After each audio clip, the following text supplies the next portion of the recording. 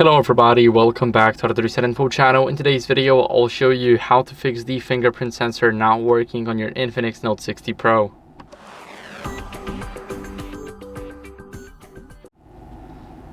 So first, what you guys want to do is clean the fingerprint sensor using a microfiber cloth. So it is right here between both of these apps and around the center here.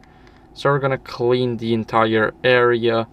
Now, after we clean it, what we can do is we can go over and re-roll the fingerprint in the settings. So we can open up the settings.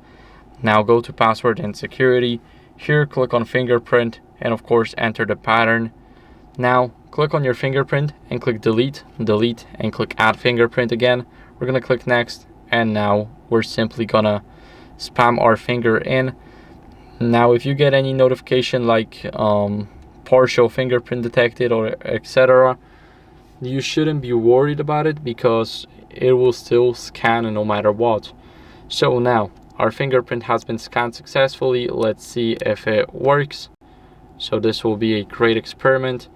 It does work. So if yours is still not working, what you guys can do as a last resort is check for your screen protector. So if you have a thick one, then you should remove it and see if that fixes the issue.